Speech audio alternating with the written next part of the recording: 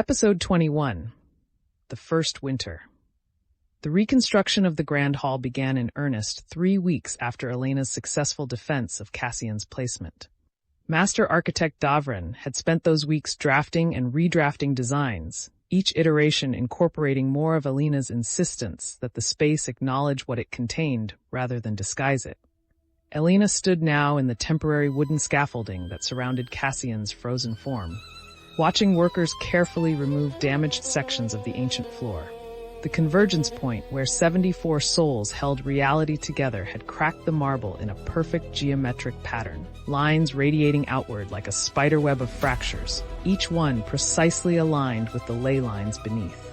Davren had wanted to replace the damaged marble. Elena had refused. "The cracks stay," she said for the third time that morning, her voice carrying the exhaustion of someone who'd fought this battle too many times already. They're part of what happened here. The architect, a man in his 50s with ink-stained fingers and the perpetually harried expression of someone managing an impossible project, gestured helplessly at the shattered floor. Lady Brightwater, the structural integrity can be reinforced without erasing the truth. Elena pulled out her notebook, flipping to a page covered in her own rough sketches. "You said yourself the fracture pattern follows the ley line convergence. That makes it significant, historical. We preserve it under crystal glass so people can see what the working did to reality itself." Davren studied her sketch, his professional frustration warring with genuine curiosity. Crystal glass that thick would cost. Then it costs. Elena met his eyes steadily. "The council approved the budget. Use it." The architect sighed but made a note on his ever-present parchment. "The masons won't like working around him. They say it's unsettling." Elena glanced at Cassian's frozen form, his black eyes fixed on something beyond mortal perception, corruption-darkened veins visible beneath translucent skin. His chest rose once, a movement so slow it seemed to take minutes. "It should be unsettling. That's the point." She dismissed Davren and climbed down from the scaffolding, her boots crunching on marble dust. The Grand Hall was a chaos of construction, wooden beams supporting damaged sections of ceiling, stone dust hanging in the air, the constant sound of hammers and saws. The great windows had been replaced with temporary shutters, making the space dim and close. Mira appeared at her elbow, carrying Elena's morning tea and a bundle of correspondence. The girl had become invaluable over the past weeks, managing the endless stream of requests, questions, and challenges that came with being keeper. 3 more petitions to relocate him, Mira said quietly, sorting through the letters. 2 from magisters, 1 from a coalition of noble families who want the Grand Hall restored to proper dignity. Also, your mother sent another letter. Elena took the tea, but not the letters. "Burn the petitions. Send formal acknowledgments, but no other response. My mother," she hesitated. "I'll read that one later." Later meant never, and both of them knew it. Elena's mother had written 7 times since the sealing, each letter a variation on the same theme. "Come home. You've done your duty. Let someone else maintain this vigil." As if duty could be measured in weeks rather than centuries. "There's also this." Mira held out a sealed letter bearing the royal crest. "Hand-delivered this morning by the king's personal secretary." Elena broke the seal, scanning the formal script quickly. Her stomach tightened. "He wants to see me, this afternoon."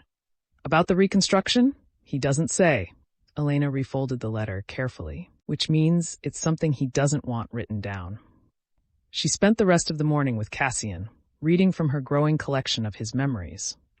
The notebook had become a chronicle of who he'd been, stories Elena had documented from their time together, details she'd gathered from people who knew him, fragments of personality preserved against the erosion of centuries. "Your sister Liana visited yesterday," Elena said softly, her voice barely carrying over the construction noise. "She's doing well at the academy, top marks in healing theory. She asked if I thought you could hear her when she talks to you." Elena paused, studying the corruption patterns that pulsed faintly beneath Cassian's skin. "I told her yes. I hope that's true." The patterns flickered, a brief distortion that might have been response or might have been random fluctuation. Elena had learned to see meaning in every variation, searching desperately for proof that some part of Cassian remained aware and listening. "The kingdom is healing," she continued, turning a page. "The Shadowvale wastes have stopped expanding. The ley lines are stable. Magisters are already proposing new ward configurations for the next time." Her throat tightened. 300 years feels both impossibly far away and terrifyingly close. She read until the construction noise became unbearable, then made her way through the palace corridors toward the king's private study. The palace had recovered remarkably quickly from the shadow spawn attack. Walls repaired, tapestries replaced, bloodstains scrubbed away. Only those who'd been there remembered the chaos and terror of that night. King Aldrich received her in his study rather than the formal throne room, which told Elena this was meant to be personal rather than official. He stood by the window overlooking Thornhaven, his broad shoulders silhouetted against the winter light. "Lady Brightwater," he turned, gesturing to a chair. "Thank you for coming." Elena remained standing. "Your Majesty requested my presence." "I did." Aldrich moved away from the window, his movements heavy with something Elena couldn't quite identify. "I wanted to discuss the Reconstruction and other matters. Master Architect Davren reports to you directly. If there are concerns about the project, there are concerns about you." The king's voice was gentle but firm. "Elena, you've barely left the Grand Hall in 3 weeks. You're losing weight. The circles under your eyes suggest you're not sleeping. This vigil, it's consuming you." Elena's jaw tightened. "With respect, Your Majesty, that's my choice to make." "Is it?" Aldrich studied her with something that looked like paternal concern. "You're 22 years old. You've bound yourself to a duty that will span centuries. Have you thought about what that means? Really thought about it?" "Every day." Elena met his gaze steadily. "Every hour." "Seraphina Thornweave maintained her vigil for 40 years, the king said quietly. "But she also married, had children, built a life alongside her duty. You're treating this as if it requires your complete sacrifice." Elena felt something cold settle in her chest. Cassian gave everything. "The least I can do is survive." Aldrich's voice hardened slightly. "Is live. Is remember that his sacrifice was meant to save the kingdom, including you. Destroying yourself in his memory doesn't honor what he did. It wastes it." The words hit harder than Elena expected. She found herself gripping the back of the chair for support. "I'm not destroying myself. Aren't you?" The king moved closer, his expression troubled. "Elena, I understand guilt. I carry my own. I refuse to authorize forbidden magic when it might have prevented this outcome. I forced Cassian into a position where sacrifice was his only option. That weight, it's crushing. But I'm learning that carrying it doesn't mean letting it crush me completely." Elena looked away, her throat tight. "What do you want from me?" "I want you to consider taking 1 day a week away from the Grand Hall. 1 day to rest, to see friends, to remember you're still alive." Aldrich's voice softened. "The 74 held their vigil for 3 centuries. You'll need strength for that journey. Burning yourself out in the first month serves no one. And if something happens while I'm gone, if they need me, then Mira will find you." The king gestured toward the window. "The Grand Hall is a 10-minute walk from anywhere in the palace. You don't need to maintain a constant physical presence to fulfill your duty." Elena wanted to argue, but exhaustion made the words stick in her throat. She'd been running on determination and tea for weeks, sleeping in a cot beside Cassian's frozen form, eating only when Mira forced food into her hands. The king wasn't wrong about the physical toll. "I'll consider it," she said finally. "Good." Aldrich relaxed slightly. "There's one other matter. The winter solstice celebration is in 2 weeks. I'd like you to attend." Elena stiffened. "Your Majesty, I don't think." "It's not a request." The king's voice took on a formal edge. "You are the keeper of the 74, a position of significant standing. Your presence at official functions is expected. More than that, it's necessary.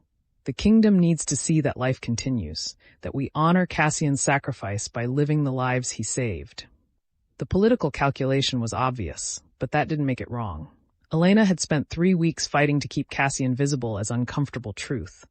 She couldn't now hide herself away as if his sacrifice was too shameful to acknowledge in public. "I'll attend," she said quietly. "But I won't pretend to celebrate.